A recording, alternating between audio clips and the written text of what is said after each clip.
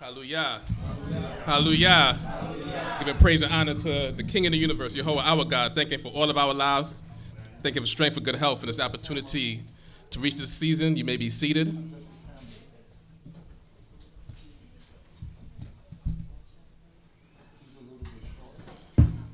We thank the Most High for everything that He does for us. And once again, allowing us to reach to this season. Thanking Him for this holy day, this Sabbath day, this Shabbat day, the seventh day of the week, that He gives us an opportunity to rest our minds as well as our bodies, rejuvenate ourselves spiritually before Him. So we do thank the Most High for all that He does for us in allowing us to reach this day, and also allowing us to know that He is the creator of the heavens and the earth, allowing us to know that He is the one that gives us our food, our shelter, as well as our clothing. Everything that we receive, we acknowledge comes from the God of the universe, the creator of the universe, whose name is Yehovah. In the beginning of the scriptures, it says, in the beginning, God created the heavens and the earth. So we acknowledge that God that created everything in 6 days. And on the seventh day, as we read in the book of Genesis chapter 2, ceased from all of His work and blessed the seventh day and made the seventh day a holy day. So even at this time on this day, we give praise and honor unto Him and acknowledge Him and praying that He would enlighten our minds, give us the truth of His word so that we would learn how to conduct ourselves before Him in a manner that is pleasing in His sight. So even on this day and in all the places that He is allowing the children of Yisrael and allowing all of those whose doors are open, praying that His presence would be amongst all that call upon His name so that we may all learn how to serve Him in a manner that is truthful, that is glorious, that is honorable in His sight. Not just on this day, but on every day of the week as we go forth. Just praying that the Most High would give us all strength and teach us all how to conduct ourselves before Him. Because we are living a life of truth. We are living this life that the Most High has given us the commandments, statutes, and judgments to live by. And He gives us this opportunity to serve Him. This is also, and we will possibly do, as it was mentioned, new moon service later on, because we are in the season of our new year, according to the Hebrew calendar, according to the calendar that the Most High has given unto us. Yeah, good. Probably not too much, but I'll probably need you more than anything anyway, but.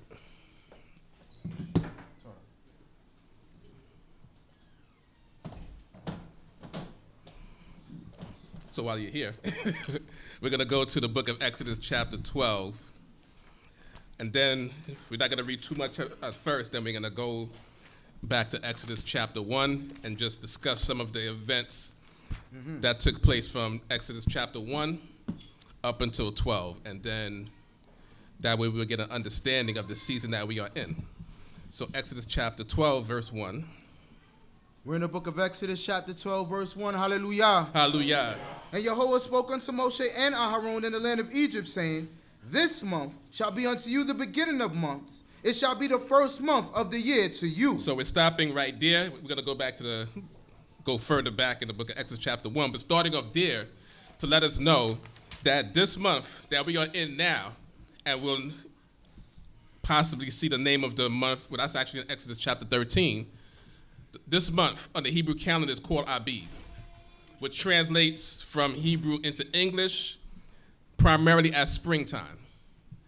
And we know that the first day of spring was officially on this the Gregorian calendar, March 21st, and it coincided with the new moon, which began actually the night after, which would be Wednesday night, as they call it, which just passed, was the new moon. So from Wednesday evening to Thursday evening, that was the first day of this month unto us, the children of Yisrael. And the Most High is telling us that this month shall be unto us, the beginning of months, it shall be the first month of the year to you. So we count our months from this month. So this is our new year that we're observing at this time. So the new moon that just came in is the beginning of our year.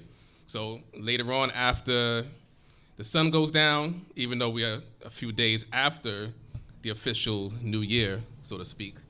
We'll be having a New Year celebration here at this congregation and just acknowledging that this is the beginning of months that the Most High has given unto the children of Yisrael. So we celebrate, we observe it, just like people in the secular world observe their New Year's. We want to make sure that we observe the New Year that the Most High has given unto us. So we make sure that we observe that with joy and gladness as well. So we're going to the book of Exodus, chapter 1, verse 1, verses 1 through 7 actually talks about the children of Israel that came out of Egypt. Yeah, actually just read those few verses real quick. Exodus 1, verse 1. Now these are the names of the sons of Yisrael, who came into Egypt with Jacob. Every man came with his household: Reuben, Shimon, Levi, and Yehuda, Issachar, Zebulun, and Binyamin, Dan and Naphtali, Gad, and Asher. And all the souls that came out of the loins of Jacob were 70 souls. And Joseph was in Egypt already. And Joseph died, and all his brethren in all that generation. And the children of Israel were fruitful and increased abundantly and multiplied and waxed exceeding mighty, and the land was filled with them. So we know from the conclusion of the book of Genesis, the book of Bereshit, Jacob and his children, Jacob and his 12 sons, and the entire family went down into Egypt after the entire situation with his son Joseph, and Joseph being there prior and making a way for the children of Israel in order to enter into Egypt. And as it says here, those were the sons of Jacob that went down there along with their families. 70 souls went down into Egypt, and the children of Israel grew within the land of Egypt. We were dwelling in a territory called Goshen, which was set aside by Joseph, one of the names that was mentioned here, for the children of Israel to dwell in. And throughout a period of time, we started to grow, and we started to grow, and we started to grow. And that's what the children of Israel normally do. We multiply. So we started off with 70 souls going down into Egypt, and coming out of Egypt, it mentioned 600,000 soldiers. But you know that those soldiers had families of their own, so you had at least 3 million people that left out of Egypt during the time of the Exodus. This book, Exodus, is called such because of the Exodus that the Most High provided for the children of Israel in bringing us out of the land of Egypt. Then the next verse, just read that verse by itself. Now there arose a new king over Egypt who knew not Joseph. And then after that, this new king or this new Pharaoh came up in Egypt, and he started to inflict harsh bondage upon the children of Israel. And first thing he tried to do also was try to put to death the children of Israel, primarily the males of the children of Israel. So we're seeing a form of genocide that was instituted in the land of Egypt. And we are familiar with that, being the children of Israel, of the genocide that's inflicted upon us in the lands that we are dwelling in today, in the captivity that we face today. The captivity that we faced in the land of Egypt parallels the captivity that we face today, with the genocide, the slavery, the oppression. A lot of the things, even though, you know, when you read the book of Exodus, you don't read the specific oppression itself, but you get a gist because we get to the point where we started to cry out to the Most High. Right. And because our cry reached him, he heard us, and he's proceeded to save us. So the rest of chapter 1 talks about the store cities that we built in Egypt because they put us into harsh bondage. The Pharaoh of Egypt, who, as that says here, didn't know Joseph, put us in harsh bondage. He tried to get the Hebrew midwife to kill the brand new males of the children of Israel that were born. They did not want to listen to Pharaoh, but they feared the Most High God and allowed the male children to be alive anyway. Pharaoh questioned that, but they gave their reason why they didn't do so. And the Most High blessed them and provided them with houses as a result of that. Exodus chapter 2. And there went a man of the house of Lewi, and took to wife a daughter of Lewi. And the woman conceived and bore a son. And when she saw him that he was a goodly child, she hid him 3 months. And we see here, we know, for those of us that know the history already, that this is the man Moses that was born during this time. So the parents, as it says here, the mother put, as it read here, after 3 months, put this young baby in a small ark, so to speak, and dabbed it with pitch, as it says, so that it would be able to float on water, and caused the ark, the small ark with the baby in it, to float in the river. And it floated. The child's sister watched what was happening, and then the baby floated in the little ark until it got to Pharaoh's daughter. Pharaoh's daughter saw it, had someone send and open up, and they saw that there was a baby inside there. The baby started crying. She started to have compassion.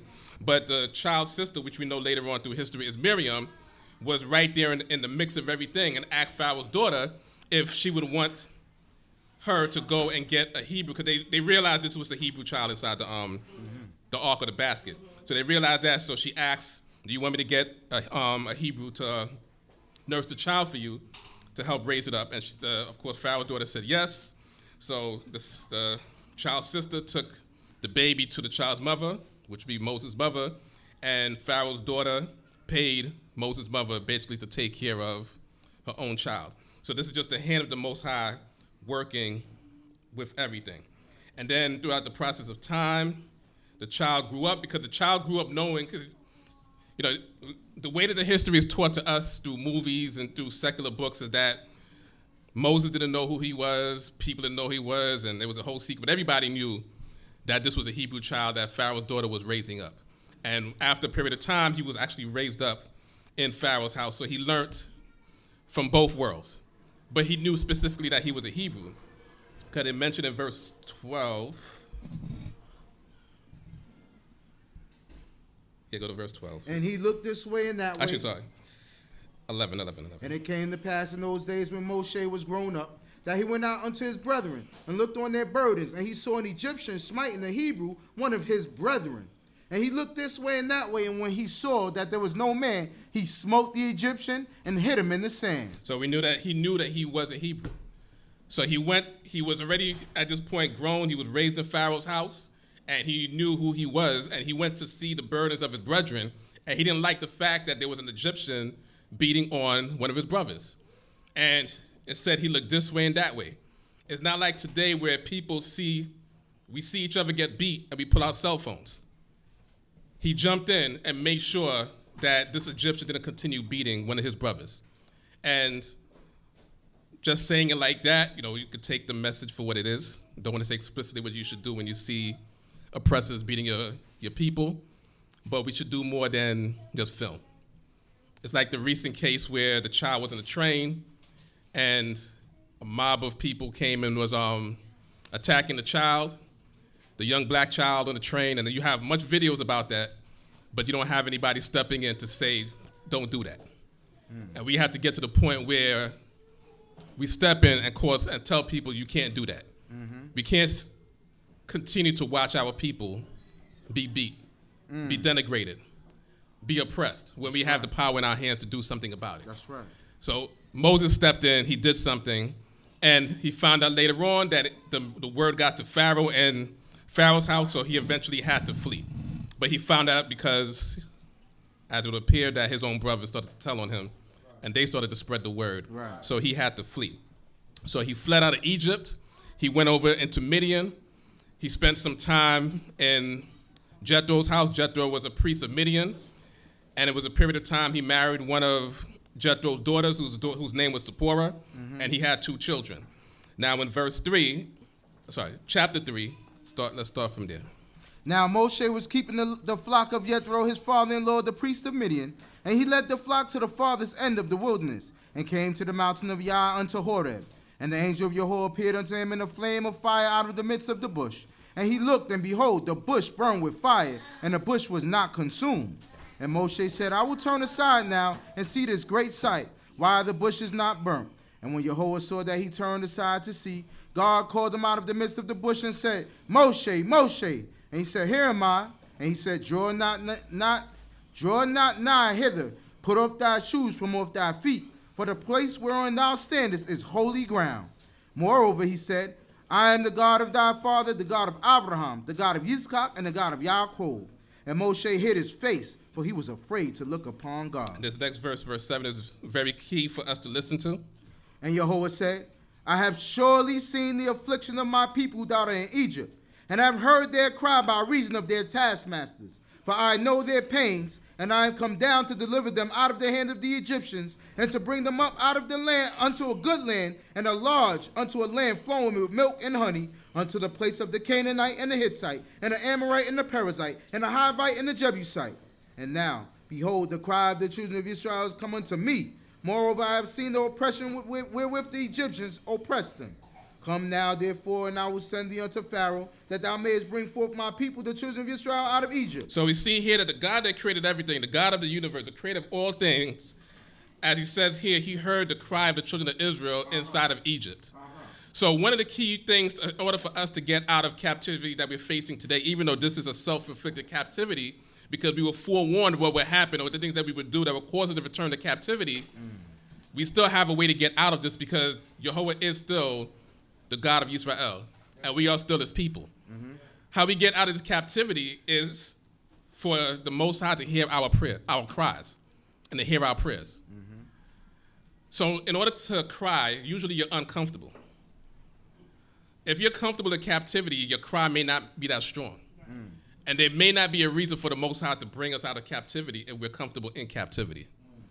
But because that captivity that we faced in Egypt was so uncomfortable, and it says somewhere, it should be in chapter 2, that our cry reached to the Most High, but this is the response that the Most High is speaking to Moses. And also something very important to note in verse 2, it said the angel of Jehovah appeared unto him in a flame of fire out of the midst of a bush. In the interest of time, without asking the question, is just letting us know that an angel or also a messenger comes in many forms. It's not just going to be in a form of looking like a human. The burning bush, as we know that term to be today, was an angel or a messenger of the Most High. So once again, angels come in various forms. And they just come to deliver a message. But the important thing is that the Most High was the one that was speaking through that burning bush. It wasn't a bush that was speaking. It's just like with the angel that appeared to Abraham when he was at the mountain about to slay Isaac, and the angel spoke to Abraham to stop. That was the Most High speaking through that messenger that was sent to Abraham at that time to give him that promise. So we see here is the same thing, that is the Most High speaking. He heard our cry. He saw our affliction. And that's what caused him, the Most High, to send Moses at this time to go into Egypt to speak to Pharaoh to begin that process of delivering the children of Israel out of that land. But of course, Moses was reluctant to take on the job. He tried to refuse many times, which when you read the entire chapter 3 and even in chapter 4, the rest of chapter 3 and chapter 4 is Moses trying not to do this job. If Moses said yes, chapter 4 and the rest of chapter 3 wouldn't have existed, and everything would have just went smooth. And this is a dialogue, once again, between the Most High and Moses. And even within that, he's sending Moses, and he's telling Moses, no matter how much Moses wants to refuse the job, Moses was already selected for that job. So there was nothing that Moses can do to not take that job, no matter how much he didn't want it. So individually, we have to figure out our portions in our lives.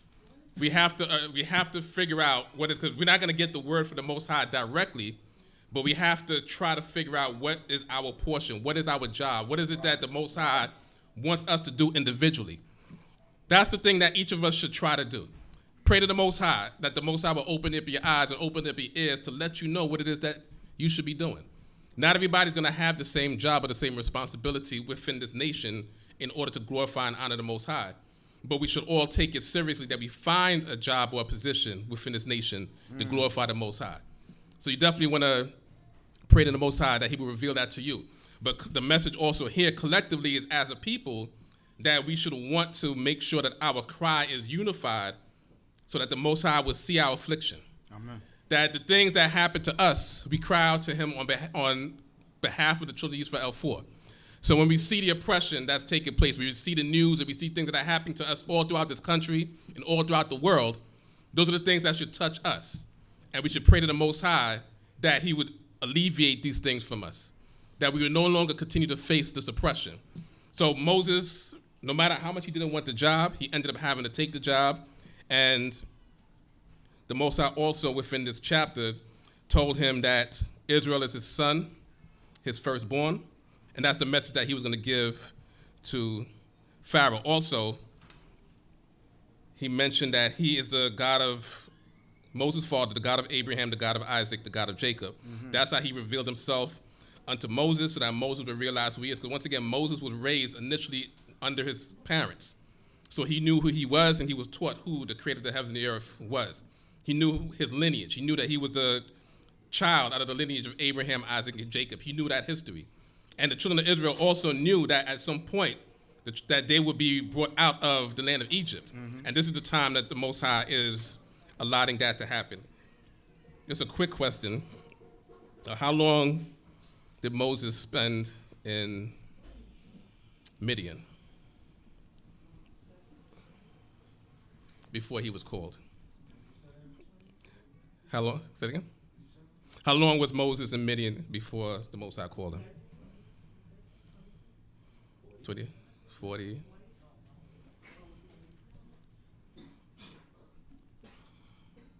It's a trick question, actually. It's a misconception that it's 40. We've been taught, but it's never in scripture that he was there for 40 years. No, he was 80 years old when he went to Pharaoh. That's written. But we don't know how old he was when he left Egypt to go into Midian. That's not written. But tradition is it was 40 years. But just to dispel that tradition, because there are things that are not written that we've learned, but we have to learn to relearn certain things. So it doesn't mean that he didn't spend 40 years there. It's just that that's not actually written.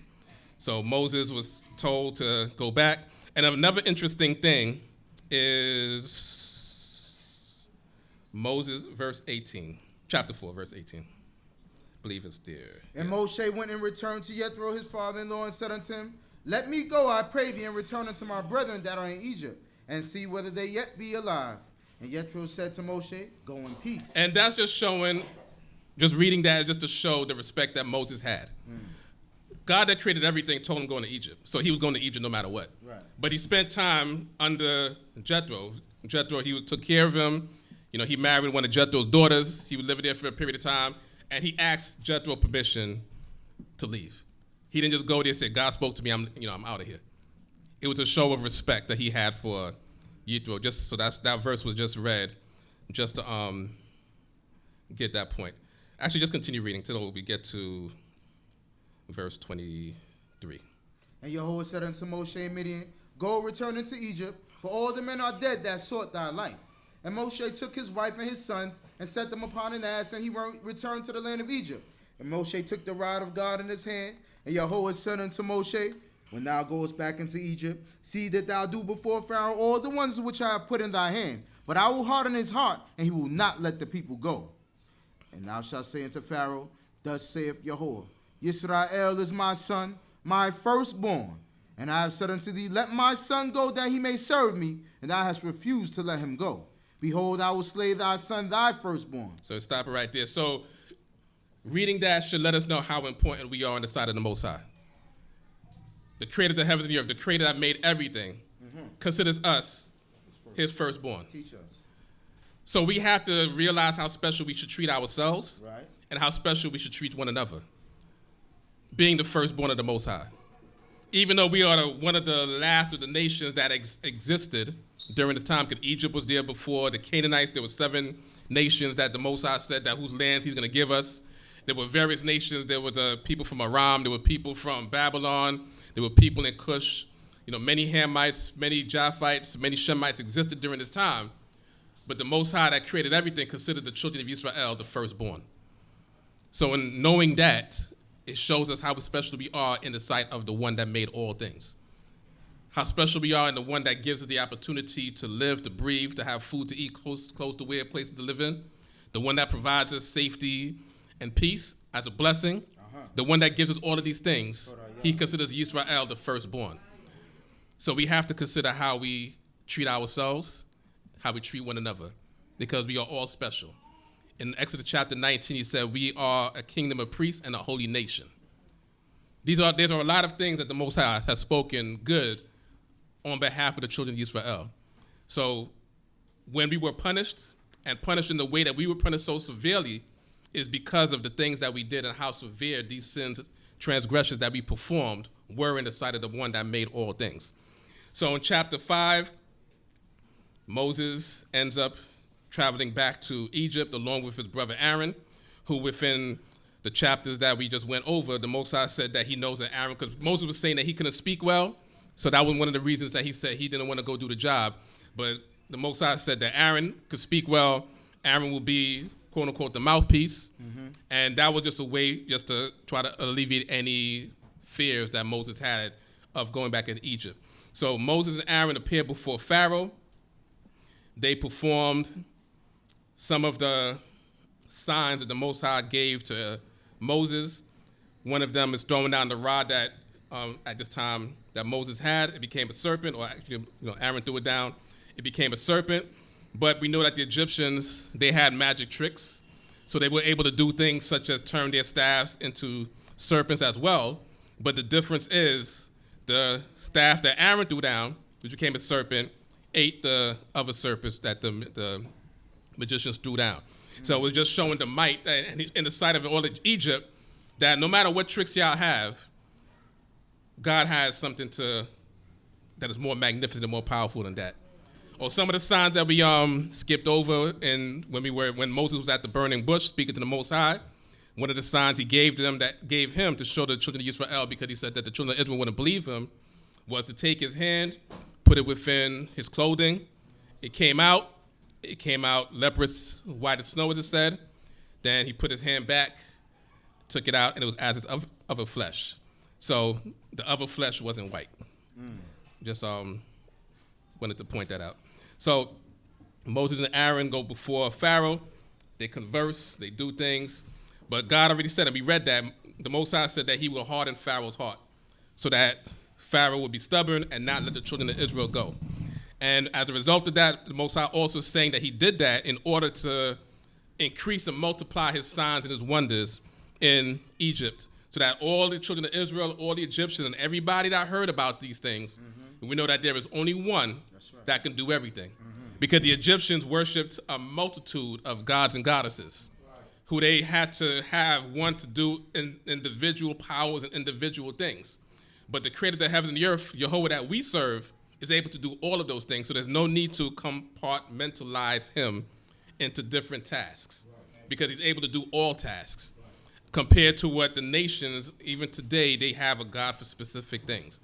It's very rare that you'll find a belief system. Many belief systems claim to be monotheistic, but in reality, they'll have some separation somewhere. Even with the Trinity, they'll have some sort of separation somewhere. But with us, the children of Israel, we serve one who's able to do all things. Start reading in chapter 6, because this is still after Pharaoh makes the bondage even harder. And Jehovah said unto Moshe, now shalt thou see what I will do to Pharaoh, for by a strong hand shall he let them go, and by a strong hand shall he drive them out of his land. And Yah spoke unto Moshe and said unto him, I am Jehovah, and I appeared unto Abraham, unto Yitzchak, and to Yaakov as God Almighty. But my name, Jehovah, I made me not known to them. And I have also established my covenant with them, to give them the land of Canaan, the land of their sojourners, wherein they sojourn. So just wanted to read that, just to reiterate that the name of the Most High is there. So in the places where in the Holy Scriptures you see the Lord, in some of these books here, they have the Tetragrammaton or the Hebrew characters, the Yod, He, Waw, He, to show us that the name of God is Jehovah. Also the YHWH in English characters. So we know that the Most High's name is Jehovah, also pronounced as Yahweh. That was also given in chapter 3 that we did not go into specifically, but the Most High is giving us his name, because everybody has names. So we have to know the name of the Most High we're calling upon, so that he will know that we're speaking to him and not speaking to anybody else. So the rest of chapter 6, and for the sake of Chief Uziel, I'll just read verse 22. And the sons of Uziel. That's enough. So we're going to, so as we... My son's name? Come on, man. Mishael, Elsaphan, and Sitri. All right, that's enough. Because it also in that chapter gives the lineage of the Reubenites, the Simonites, the Shimonites, as well as, and it gets more specific with the Levites and the families of the Levites, the tribes, the families of Levites, and Uziel being one of the descendants of Levi. It didn't say that. It just mentioned he had children, and it mentioned his righteousness or his unrighteousness. So we're going to skip over the rest of the chapters. How many plagues were there?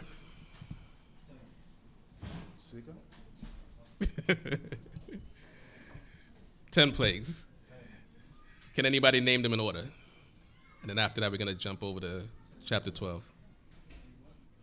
Name the 10 plagues in order. Yeah. I'll start them off. Blood. All right, so the water got turned to blood. And also, in Exodus chapter 12, we probably won't read that verse specifically. But, yeah, right after this. So, yeah. Just give the overview of the Exodus and how we got to this point. So you had the water turning into blood, and once again, all of these were attacks on the gods or the goddesses of Egypt. Right. The Egyptians worshipped the Nile. So with the Nile turning into blood, Jehovah God is saying that he killed one of their gods. So their god is now bleeding. Second plague, frogs. An abundance of frogs came upon the land of Egypt. The Egyptians also worshipped the frogs, and they also considered the frogs a sign of fertility and the time to come. And there was a goddess who had a head of a frog who represented this goddess of fertility. So the Most High was showing he had control over the frogs that the people worship. Third plague. So the ground was struck with the rod, and the dust of the earth turned into the gnats, which flew all over the place. And there was a god of the earth that the Egyptians worshipped. Fourth plague. Primarily known as flies. I'll give my opinion. There's very opinions on what it is. My opinion is it was scarabs. There's opinions that it was wild beasts. My opinion is the Egyptians worshipped scarabs heavily. On all of their images of gods, there was a scarab over the top of that head. Beetles. So But the word they use in Hebrew is what? it's arov or arov. Not really fly. It's not fly. And it just seems redundant to have the previous plague being gnats and then the next one being flies. So chances are it was definitely not flies. Like I said, I give my opinion that it was scarabs. The arov, which is the word that's in the Hebrew, is similar to the Egyptian word for scarab historically. So that's how I'm basing my opinion, that it was scarabs. The fifth plague. Cattle were dying all over the place. And we know that the Egyptians worshiped cattle. They had a god of cattle. They had a goddess of cattle, a god of love and protection. So that one was killed. Sixth plague. Boils was all over the Egyptians, and it showed that the Most High had control over their bodies, and the gods or the goddesses that they worshiped for protection or healing, one being Imhotep, wasn't able to heal them. Seventh plague. Hail came down. There was a goddess of the sky. The Most High has shown that he had control over the sky beyond the god or the goddess that they were worshiping of the sky. Eighth plague. There was a locust that came up. Egyptians also worshipped the locust. The last three plagues represent, in a sense, if you look at it historically, a form of the Trinity that the Egyptians worshipped. Isis was often represented as a locust. That was the eighth plague. Ninth plague. Darkness. So there was a god of the sun for the Egyptians, but also a period of time where they worshipped Osiris, who would be the god of the sun as well. Right. So it could be either time frame. And the final plague, the death of the firstborn, and that represented Osiris. So Isis, Horus, Osiris represented an ancient Egyptian trinity. God killed that trinity years ago. Exodus chapter 12. So we know that within this chapter, the Most High tells the children of Israel about the Feast of Unleavened Bread. We're actually just going to go to verse 15 so we can actually start having a discussion. But the Most High is telling the children of Israel that on the 10th day of this first month, they were supposed to take a lamb, separate it, on the 10th day, and then on the 14th day at dusk, they would slay this lamb, take his blood, put it on the doorpost and the lintel of the homes that they would stay in. The Most High would pass over the homes of the children of Israel, and he would pass over the homes where the blood is on, and he would slay the firstborn of all the Egyptians. Not to also mentioning that the last six plagues only touched the children of Israel. No, the last seven only touched the children of Israel and did not touch. Only touched the Egyptians and did not touch the children of Israel, right. Because he Most High wanted to show that there's a difference between the children of Israel and the Egyptians. Mm-hmm. So the blood, everybody had to deal with the blood. Everybody had to deal with the frogs. Everybody had to deal with the lice. Yeah, from the scarabs on or the flies on, or the wild beasts on, put in the translation you want to use. Everybody had to, only the Egyptians had to deal with that. So now there's some rules that, because we skipped over a lot, but just wanted to give an overview of the Exodus to where we get to the point where we are now, why this season is so important for us. So we observed the Feast of Unleavened Bread on the 15th day of the first month of the Hebrew calendar. But the Passover, it starts on the 14th day at dusk, but we don't have today a sacrifice, but that will take place. The sacrifice itself, for the slaying of the lamb, would take place on the 14th day at dusk, which will be before sundown. And when the sun goes down, that will be the 15th day. And that's where we get to the point of the Feast of Unleavened Bread. And there are rules that are given unto that. So we'll actually just start from... yes, you could do... you could do 14. Exodus chapter 12, verse 14. And this day shall be unto you for a memorial, and ye shall keep it a feast unto Jehovah. Throughout your generations ye shall keep it a feast by an ordinance forever. So in all our generations, we within a generation now, we have to make sure that we observe the Feast of Unleavened Bread. Continue. 7 days shall ye eat unleavened bread. Howbeit the first day ye shall put away leaven out of your houses. For whosoever eateth leavened bread from the first day unto the 7th day, that soul shall be cut off from Yisrael. And in the first day there shall be to you a holy convocation, and in the 7th day a holy convocation. No man of work shall be done in them, save that which every man must eat, that only may be done by you. And ye shall observe the Feast of Unleavened Bread, for in the selfsame day have I brought your host out of the land of Egypt. Therefore shall ye observe this day throughout your generations by an ordinance forever.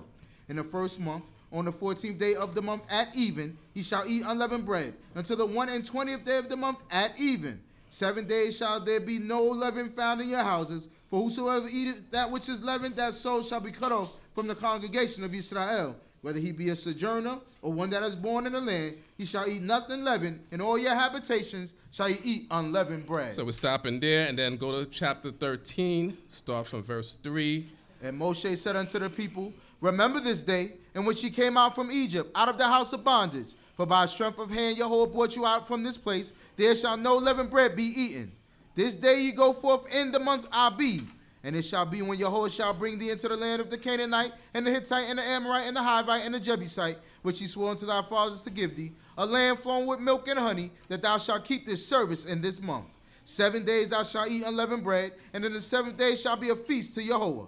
Unleavened bread shall be eaten throughout the 7 days, and there shall no leavened bread be seen with thee, neither shall there be leaven seen with thee in all thy borders. And thou shalt tell thy son in that day, saying, it is because of that which Jehovah did for me when I came forth out of Egypt.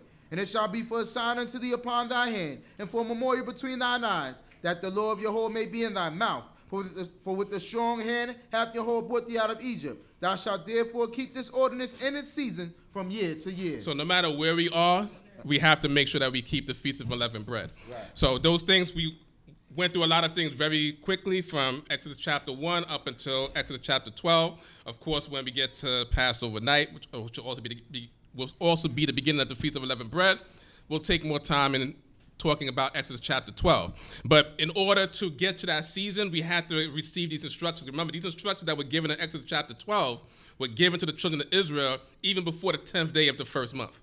Because preparation had to be made for them at that time to get out of Egypt. So we're having a discussion today. What day of the month is it today? The third day of the Hebrew month. So we're having a discussion now. So we would all have time to prepare for the Feast of Unleavened Bread when it comes in. Right. Because we have to have this discussion from year to year, because we have to observe the Feast of Unleavened Bread from year to year.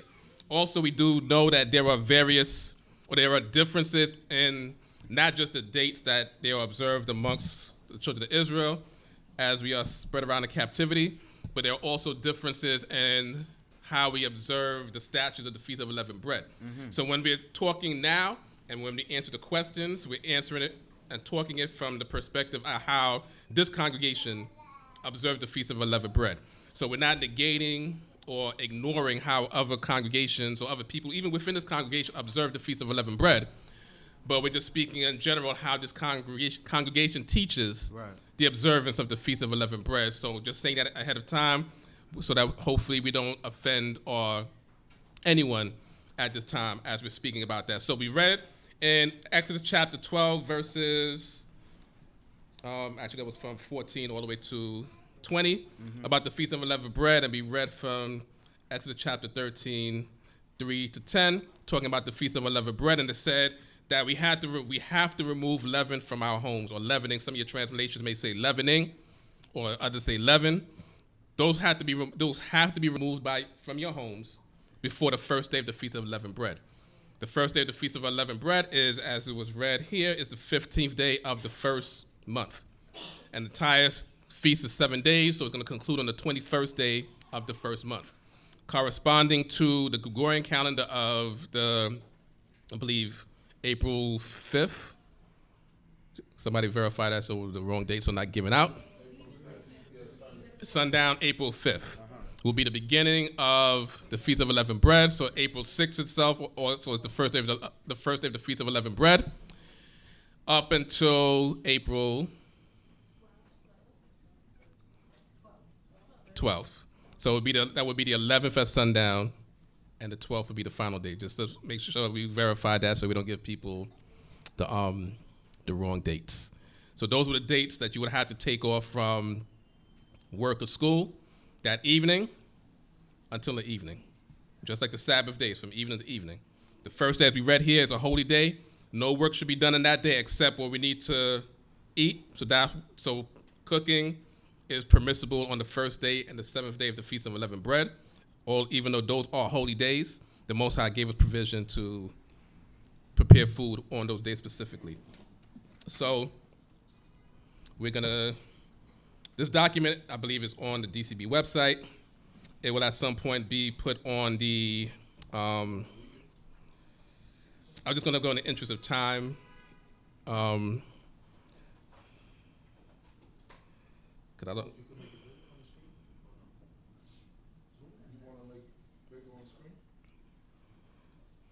So this document, we go through this, every year, but the main part of this document are the ingredients that we have to remove from our homes for that season. So the document basically tells us, or like once again, this is how this congregation observes it. So it explains what Passover is. It talks about when Passover comes in. It talks about this being the beginning of months, just going through various things. The Feast of Unleavened Bread being 7 days, from the 15th day of the first month to the 21st day of the first month. The month also called Abib. It talks about Passover and the Feast of Unleavened Bread. It's a celebration for us of our deliverance out of Egypt, and it's a joyous occasion. Then with the Feast of Unleavened Bread, so I'll start reading from the 3rd page. With the Feast of Unleavened Bread comes certain laws. These include no eating of anything leavened, which is bread, cake, or any baked goods, and the removal of leavening from houses, as we just read in Exodus chapter 12, verse 15 and 19 to 20. The term leavening refers explicitly to bread. There are Hebrew words which relate to that, which is so'or, which is leavening, and chametz, which is leavened bread. The document explains the difference between so'or and chametz and exactly what so'or and chametz is, those Hebrew words, and gives various verses in the scriptures to prove why we say so'or is what it is and why chametz is what it is. So you have leavening, which is so'or, which has to be removed. Chametz is the Hebrew word for leavened bread. So we're not supposed to eat any chametz is leavened bread. Matzot is unleavened bread. Or matzah, which is singular in Hebrew, is unleavened bread. So when you go to the store and you see those boxes that you buy and it says matzot, as they would spell it and you pronounce it, that literally means unleavened bread. So a matzah is one unleavened bread, matzot is plural for unleavened bread. So we're supposed to eat unleavened bread for those 7 days.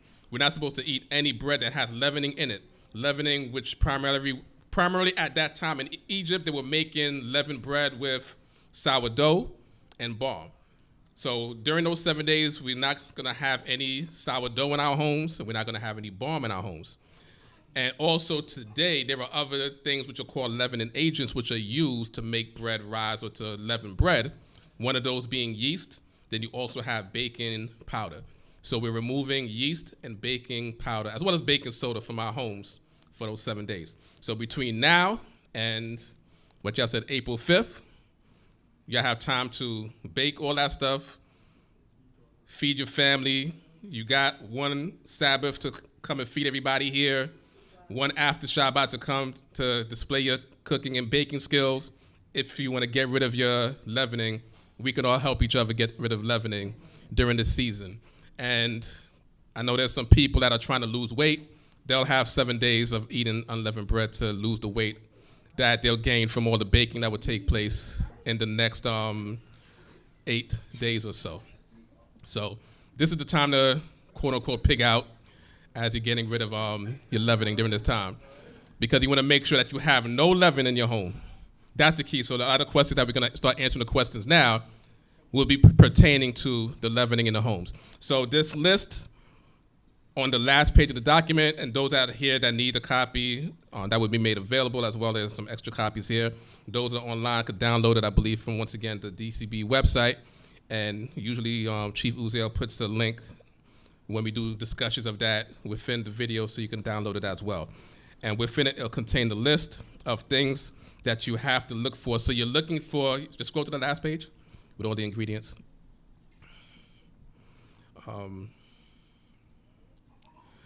So you're looking for all of these ingredients. You can just scroll up. Just put, right there. So you're looking for all of these ingredients in all of your baked goods, primarily, in all of your cosmetic items. You're looking for it in your toothpaste. You don't want to have any toothpaste with baking soda during the 7 weeks, so you have time to get rid of that.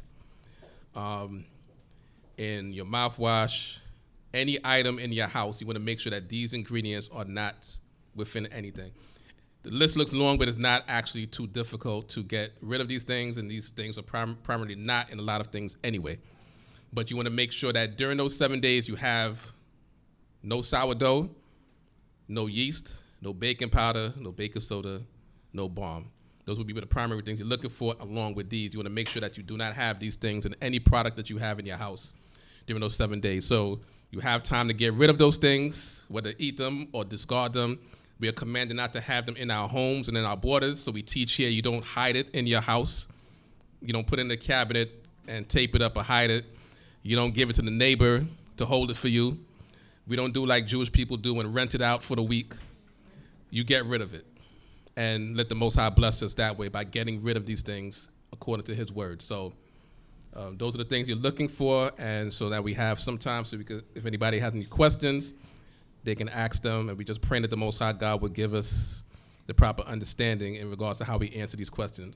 Along with that, before we get that, this congregation teaches we don't use cheese during the season, not because we know that it's explicitly wrong, but because we don't control the process of the cheese making industry. You want to be careful of everything that you purchase, or everything that you ingest, or everything that you bring into your home, that you had no control of the process of its making.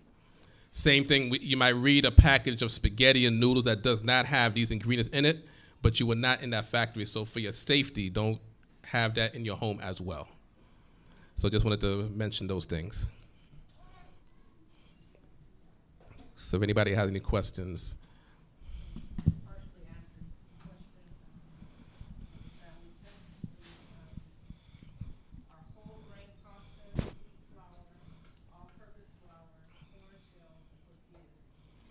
So we want to make sure that any processed food, especially any processed grain foods, we want to make sure we do not have them in our homes during that time, even if the ingredients do not specifically say these things, because we don't know. It's like when you read an ingredients of something and it says this was made in a facility that has peanuts, even though the peanuts are not in the ingredient of what you're purchasing. They're letting you know there's trace elements of the peanuts that could be there.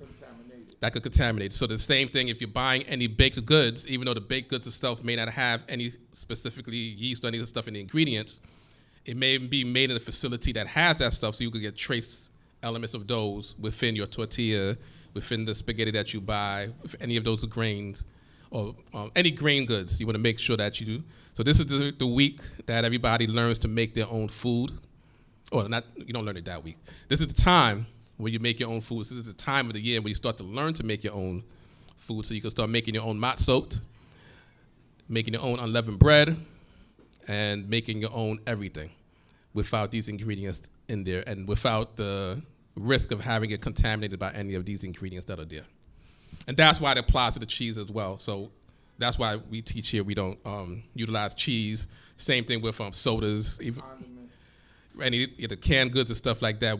Those are just the precautions. So we have this list. This is the list. This is the ban list. You know, you have a list that's like band. Like, no, you have a circle with an X in it. Like, this is no.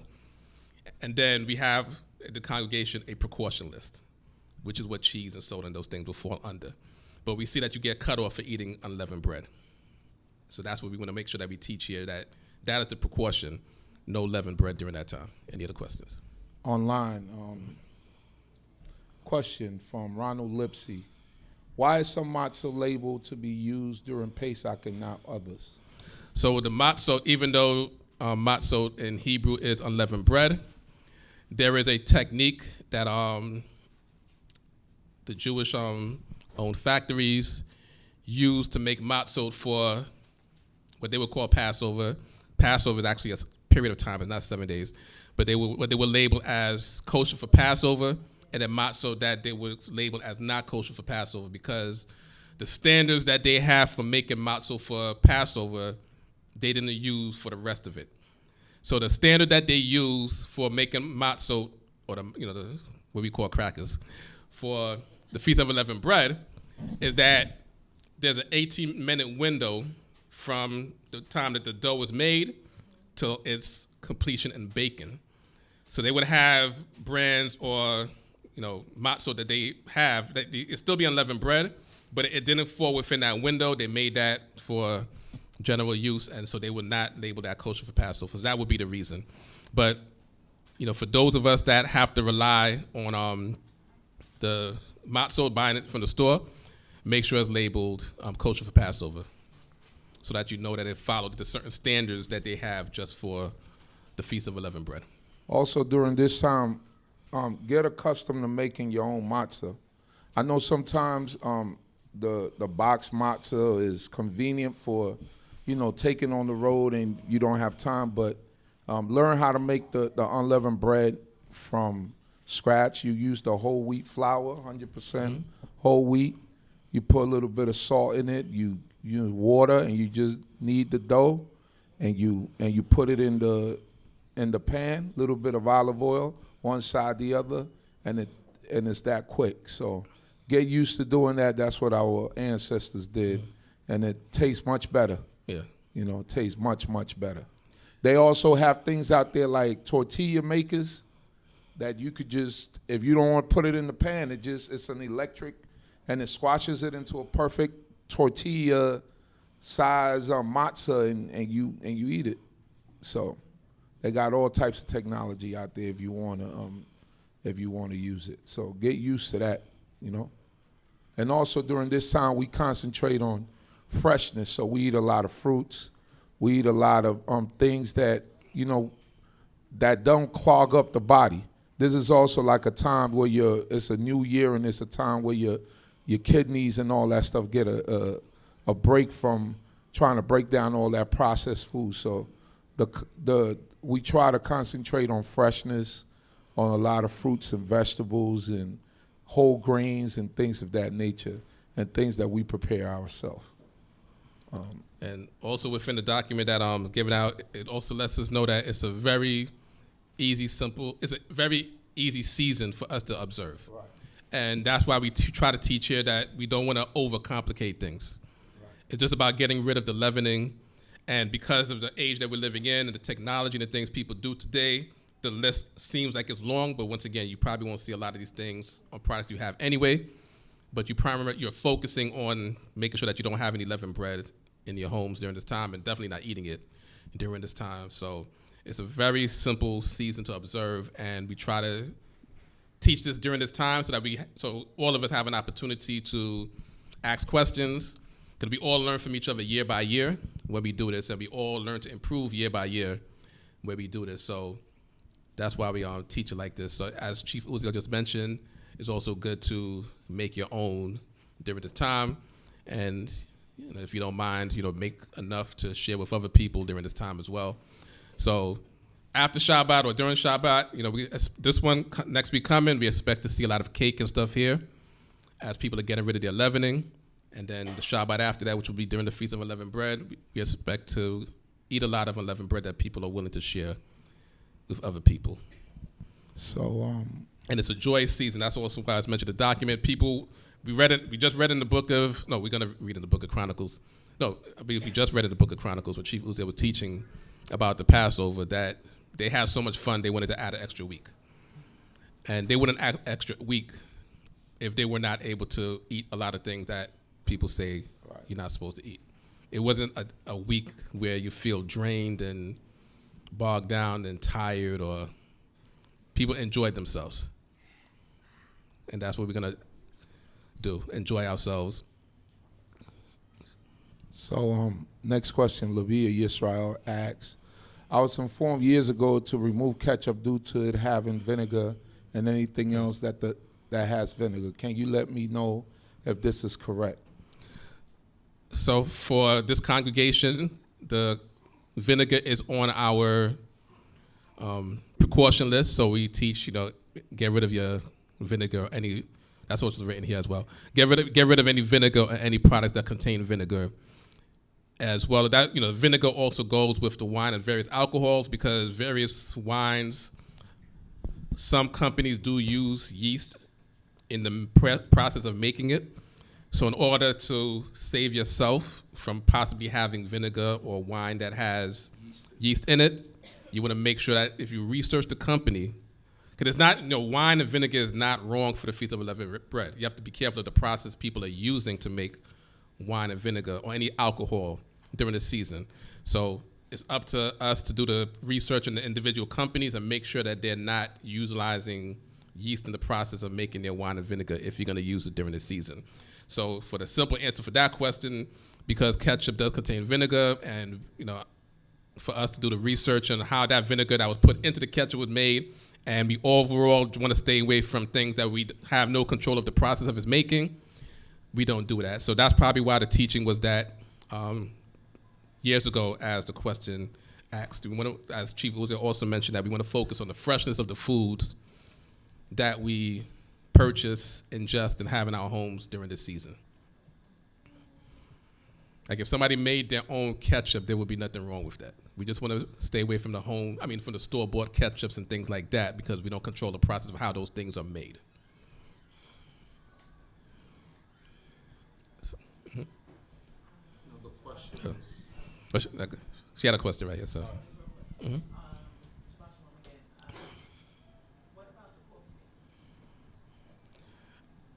I can't answer that. I'm not versed on coffee making. I know there are people that are, but I haven't become a coffee drinker, so I don't know the process in terms of coffee. Coffee beans are good. Coffee comes from the coffee bean is like from a fruit, a sappy fruit, so it's just a bean. Mm-hmm. So if you get the whole bean and you grind it, there wouldn't be anything wrong with that.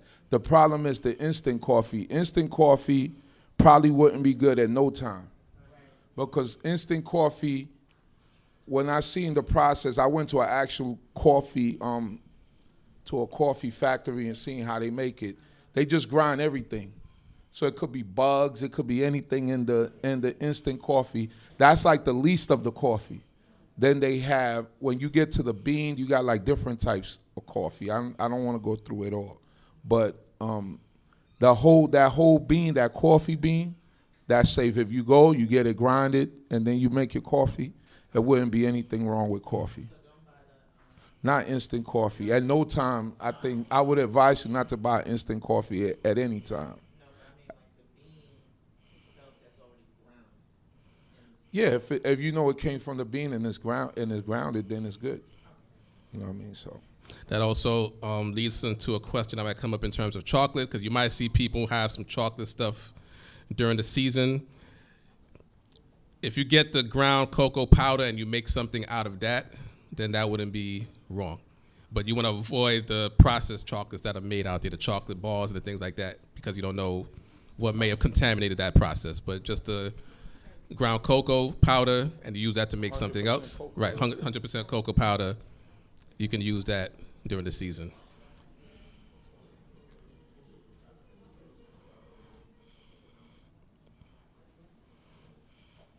Yep. Here, Norcava said coffee is a fruit. I wanted to say it was a fruit, but I was in between. Fruit. The bean is the pit of the cherries. It is okay to have during Pesach. All right, got a few more questions here, and I don't know if we're gonna answer them all today. But We have to. I know it's cloudy, but we're going by the time. here we go here. Question, can you use gluten-free flour? Gluten-free. Okay, so going back to the flours period, as long as the flour is 100% flour, whole wheat flour, that's what you want to focus on during the 7 days. Then you can't use gluten. You can't use gluten-free. You want to avoid flours that have the paragraphs on them Process. during the season. You want to just focus on, should have mentioned that earlier. I apologize for that. So when it comes to making your bread and you're buying the flour during the season, make sure your safest, best thing, one ingredient, 100% whole wheat flour. That's what you want to get. So you don't get the flour that has the additives in it because you don't know what process was made when they added those things to it. So I think it was mentioned like the all-purpose flours, stuff like that you want to avoid during this time because they added those certain things in there.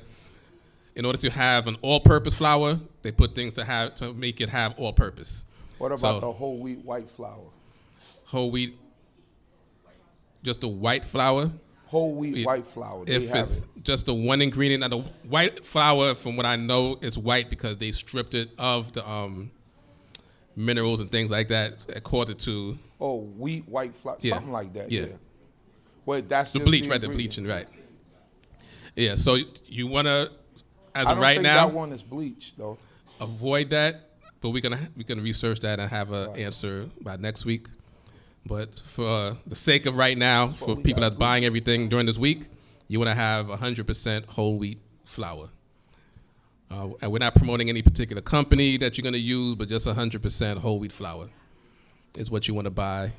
And once again, you're avoiding the things without the ingredients. Water. You have to be careful of the water that you buy during the season as well. Bottled water. If you notice, even today, if anybody's been drinking any bottled water, your bottled water might in the ingredients say water and sodium bicarbonate, which is baking soda. So even things simple as water, you want to make sure that you read the ingredients of it because you might end up doing something in error during the season by something that's as simple as water. And as mentioned, you want to check your soaps, your deodorants, and everything like that, so that it doesn't have the baking soda or anything like that in it.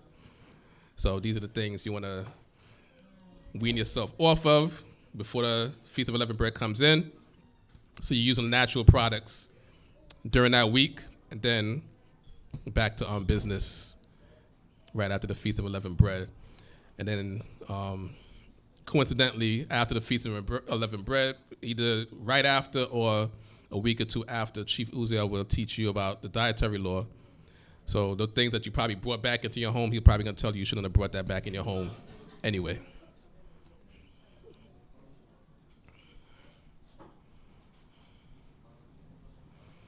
Any other questions?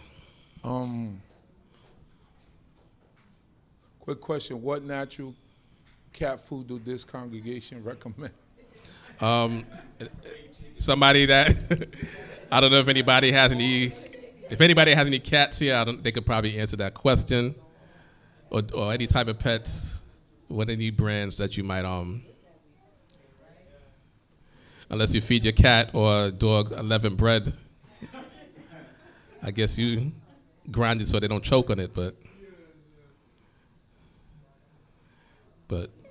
so that would be something that we'd have to research as well.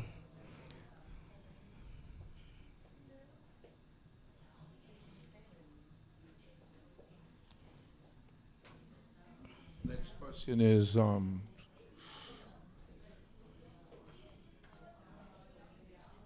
can you explain why people don't use rice, beans, and corn, please? Okay, so in terms of the rice, beans, and corns, rice, bean, and corn, not corns. Rice, beans, and corn, that is a Judaic tradition. This congregation doesn't teach that you cannot have rice, beans, and corn, by the way. That is a Judaic tradition to not have those types of grains used during the Feast of Unleavened Bread. They call, specifically in Judaism, they call those grains quitniot. You could actually look that up. So if you research quitniot, you can spell it with a K or with a Q, but you look up quitniot, and you'll get a history on those grains and why those grains were prohibited by Jewish people during the Feast of Unleavened Bread. But they do not categorize those things as comments at all. So they just do that. That's their precaution list: rice, beans, and corn. That's actually, once again, a Jewish precaution list, but they don't categorize that as leavening or comments or anything like that. But you can research quitniot, and you get the. So in the process of time, with as we were learning as Israelites, traditionally we learned a lot of things from Jewish people as we came along. So there's some things that we picked up. So there will be congregations that do not have those things because that was the tradition in the Judaic world, and it's not. That tradition is not 100% in the Judaic world right now. Throughout the process of time, even Jewish people realized that wasn't common, so some Jewish people have gotten rid of that practice of not having rice and beans during that time. But once again, this congregation doesn't teach that that's wrong.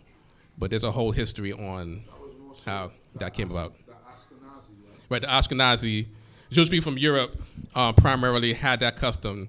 Jewish people from like Spain, well, that's still Europe, but the Sephardics, so to speak, and the Mizrahi didn't never had that tradition of not having those grains during the Feast of Unleavened Bread. So that was primarily an Ashkenazi practice. All right. Binyamin question: during my process of removing blood from meat, I use a combination of vinegar, salt over the course of days. Can I still use vinegar in that regard? So in regards to the vinegar, there are other processes in regards to those that do the cooking and do that. Could I explain that a little bit better than I can? But there are other ways to remove blood from meat.